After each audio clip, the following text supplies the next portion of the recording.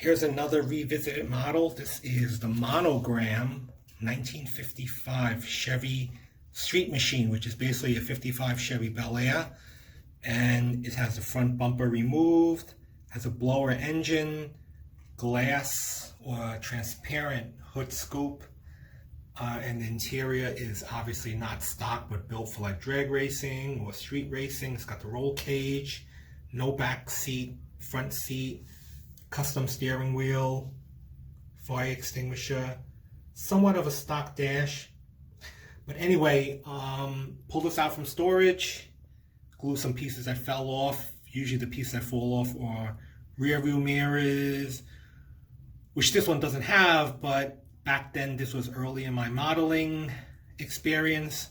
So when I built in glued interior, I did not scrape off the paint before gluing it. So the interior kind of fell apart. Like the middle console came off, the seats came off. So I actually had to tear this back open, which was pretty easy because I think during storage in my garage where it gets extremely hot and extremely cold, it weakens the plastic cement and the plastic slightly. So it was easy to pull apart, or maybe I just didn't glue it that well together.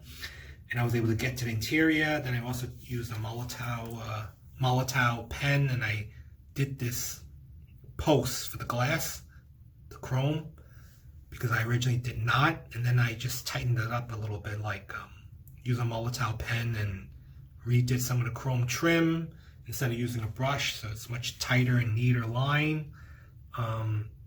Painted the side of the battery white.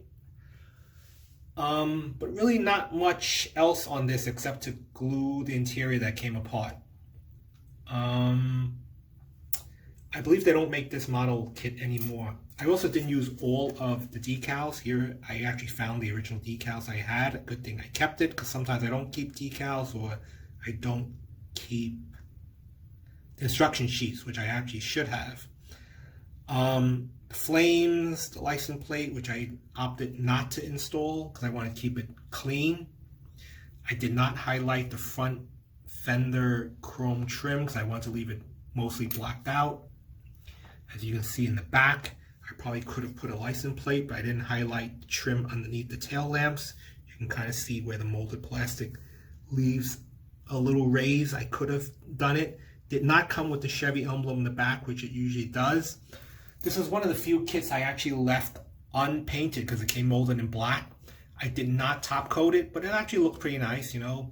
Sometimes spray painting does leave a nice thicker coat, but a lot of things could happen during spray painting. Sometimes we don't always get a perfect paint job, so that would have stood out. But anyway, hope you guys enjoyed it. Again, I'll include stills at the end. So I originally bought this model kit because I wanted to build a version of the 55 Chevy Bel Air that Bob Falfa drove in American Graffiti, one of George Lucas' earlier films about a bunch of high school teenagers last night together in a small California town. I think it's Modesto, California. And this was one of the cars that he drove. That's actually a great movie. I think it came out in the late 70s, 78 maybe, 77. Great movie if you guys are into movies with great cars in it. It had the 55 Chevy, the 58 Impala, 32 Deuce Coupe, which is coming up as well. I'm going to make a video of that. Just a great movie. So I'm going to include some stills as usual. Hope you guys enjoyed it. Thanks.